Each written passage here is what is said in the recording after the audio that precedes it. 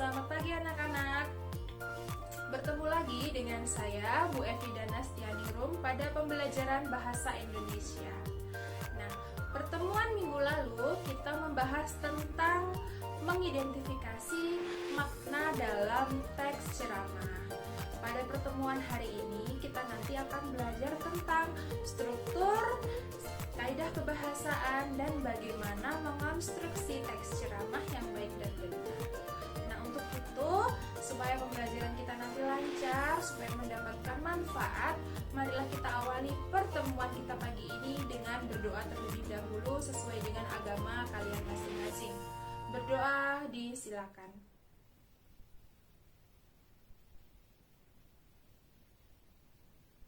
Berdoa selesai.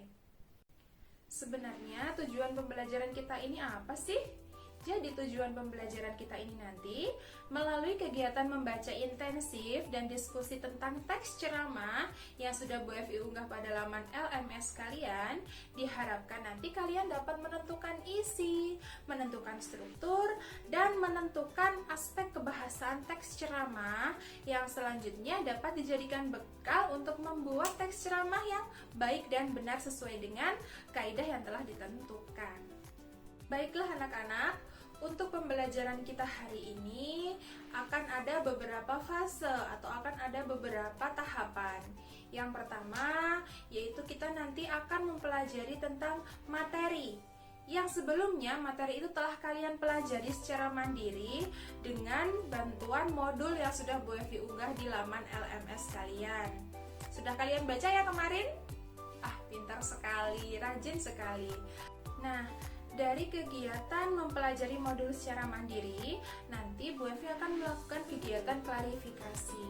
Jadi supaya pemahaman kalian nanti sama ya, jadi persepsinya sama terkait materi teks ceramah ini. Apa saja yang akan kita pelajari hari ini? Kita akan belajar tentang apa itu ceramah, bagaimana struktur dari teks ceramah, dan bagaimana kaidah kebahasaan dari teks ceramah. Ceramah adalah pembicaraan di depan publik atau umum yang isinya merupakan penyampaian informasi, penyampaian pengetahuan, wawasan, dan lain sebagainya. Nah, lalu bagaimana ciri dari teks ceramah tersebut? Nah, jadi dalam teks ceramah itu terjadi adanya interaksi. Jadi yang membedakan dia dengan teks sejenis seperti pidato, nah teks ceramah itu adanya interaksi dua arah. Jadi dari pembicara sebagai penceramah dan dari audiens begitu sebagai pendengar. Lalu kalau dalam topik ceramah itu bisa membahas hal apapun, bebas. Mau tentang keagamaan bisa, kebudayaan bisa, sosial bisa, tentang nasihat juga bisa. Struktur teks ceramah. Teks ceramah dibangun oleh 3 struktur. Yang pertama, yaitu kegiatan pendahuluan.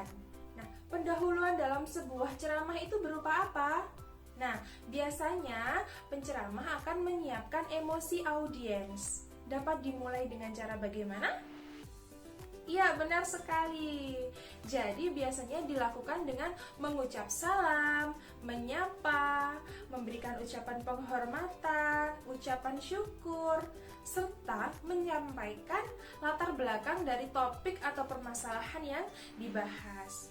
Nah, pada kegiatan penyampaian latar belakang atau topik ini dipaparkan juga pengenalan isu, lalu masalahnya apa, begitu. Contoh dari kegiatan pendahuluan teks ceramah bisa kalian lihat di modul yang sudah Bu Evi bagikan ya. Struktur yang kedua yaitu bagian isi.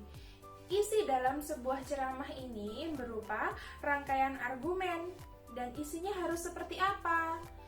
Ya, yang namanya memberikan informasi seharusnya isinya harus runtut, tidak boleh bertele-tele, harus mengena ke hati pendengarnya.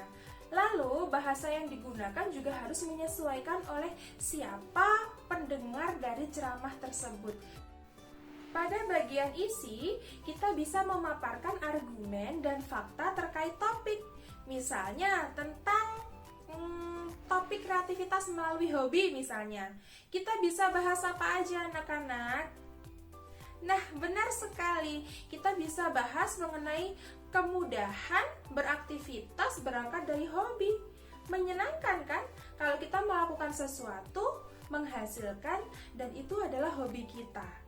Terus kita juga bisa memaparkan tentang fakta-fakta orang yang sudah sukses menyalurkan kreativitas mereka berangkat dari hobi. Begitu. Terus juga tingkat keberhasilan kalau kita melakukan sesuatu yang berangkat dari hobi itu seberapa besar sih? Nah, struktur yang ketiga yaitu bagian penutup. Nah, pada kegiatan penutup ini atau bagian penutup ini disampaikan kesimpulan, lalu seruan untuk membangkitkan semangat, ucapan terima kasih, ucapan maaf, dan salam penutup.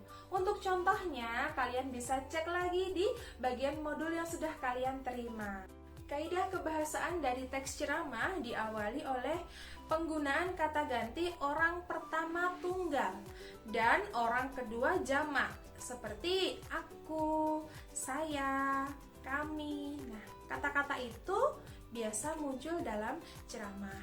Lalu yang kedua, penggunaan kata-kata teknis. Jadi kata-kata seputar topik yang dibahas. Misalnya membahas topik tentang telekomunikasi, maka kata teknis yang mungkin muncul tentang apa?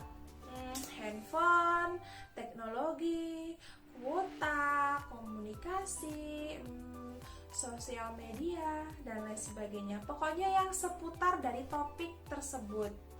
Lalu yang ketiga, kata yang menunjukkan hubungan argumentasi. Nah, karena yang dipaparkan tadi itu sebab akibat, kronologi juga, maka juga menggunakan konjungsi-konjungsi penandanya. Misalkan sebab, oleh sebab itu, maka, karena, jika, dan lain sebagainya.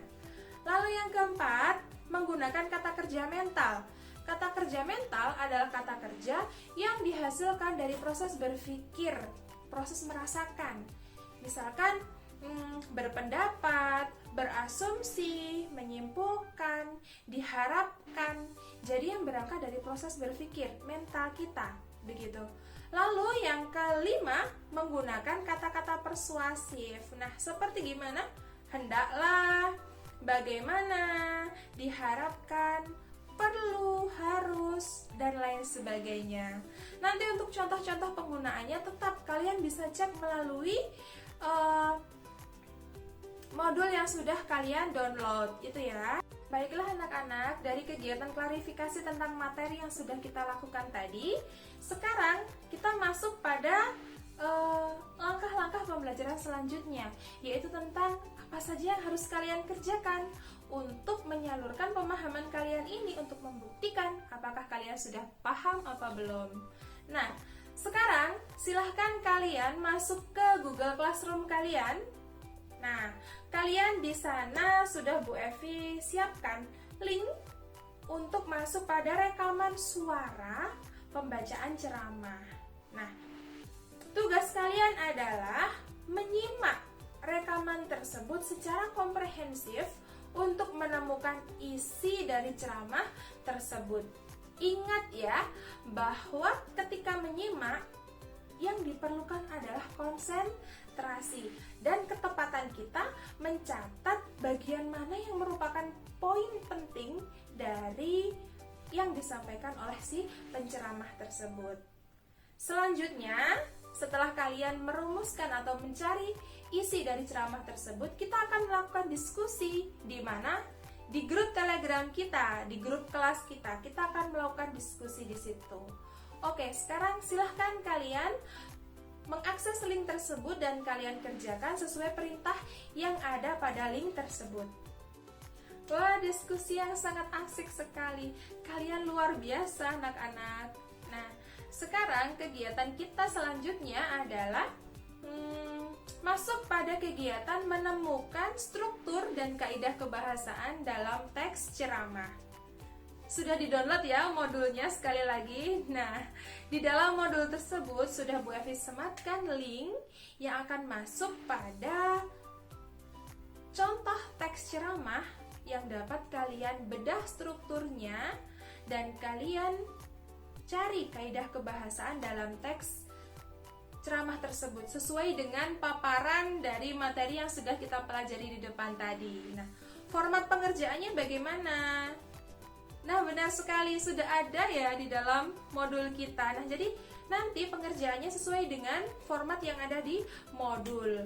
Terus jangan lupa ya, kalau batas akhir dari tugas ini sudah sesuai dengan kesepakatan kita sebelumnya, yaitu pukul 5 sore. Jadi Bu Evi tunggu tugas kalian pukul 5 sore dan silahkan diupload di Google Classroom kalian. Nah, baiklah anak-anak, selesai juga semua rangkaian dari kegiatan pembelajaran kita pada hari ini. Nah, kalian luar biasa anak-anak, kalian dapat berdiskusi dengan baik, kalian dapat melaksanakan semua tahapan-tahapan dari pembelajaran kita juga dengan sangat baik. Nah, ternyata banyak sekali ya manfaat dari mempelajari teks ceramah ini. Bahwa teks yang selama ini sering kita dengar itu ternyata itu mempunyai struktur, mempunyai kaidah kebahasaan, begitu.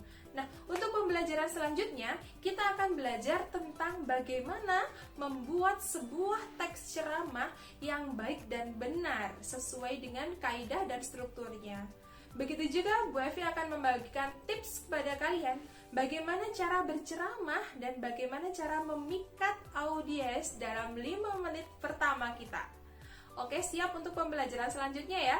Tetap semangat, jaga kesehatan, dan wassalamualaikum warahmatullahi wabarakatuh.